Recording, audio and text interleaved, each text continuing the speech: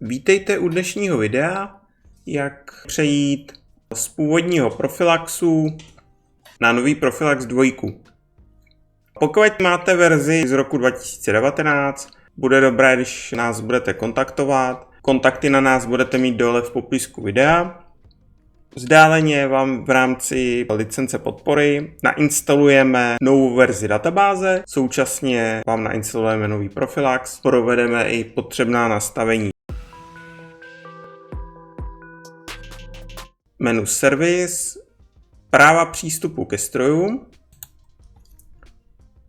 a zde v novém Profilaxu vlastně už není tato možnost zaklikávání. Většina uživatelů již používá filtry, ale někdo ještě může používat tento opravdu zastaralý způsob, kde se takhle zaklikávaly vlastně stroje a s každým přidáním nového stroje se vlastně musel tady zakliknout. Takže to v novém Profilaxu už vůbec není. Je tam podstatně jednodušší nastavení filtru, což si ukážeme za chviličku. A další věc, na kterou musíme pomyslet, když si otevřu třeba tady kartu stroje, tady jsem si pomocí form editoru posunul údaj nákladové středisko, to znamená uživatelsky upravený formulář, například zápisu provedené údržby. Je potřeba počítat s tím, že v novém Profilaxu se ty formuláře přeuspořádaly, mají jiný vzhled a form editor tedy bude ve výchozím nastavení.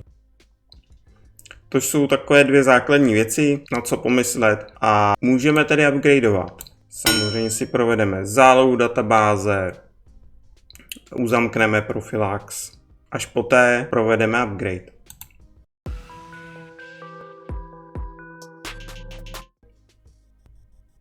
Zde je to v podstatě klasický upgrade. Spustíme, verze programu je odlišná, potvrdíme. 2 seconds later. Hotovo. Co je potřeba udělat po upgradeu? Opět, když vám budeme Profilax instalovat my vzdáleně, tak toto provedeme. Menu plánování, plán údržby podstávek. Tady vidíme, že bylo naplánováno před několika měsíci, což je principiálně špatně. V novém Profilaxu doporučujeme přeplánovat. Takže sestavit plán údržby podstávek. Plánovat.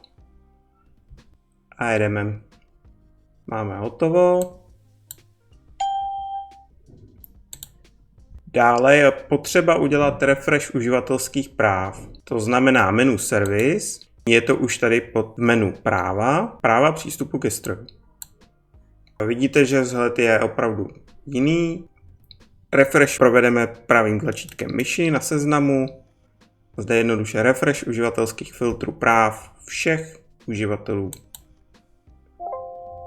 Refresh OK a je hotovo. Pokud chcete jednoduše nějakému uživateli přiřadit práva na všechny stroje, tak je tady pro to tlačítko. Nemusíte ten filtr vytvářet v kartě stroje, ale jednoduše kliknete, má najednou práva na všechny stroje.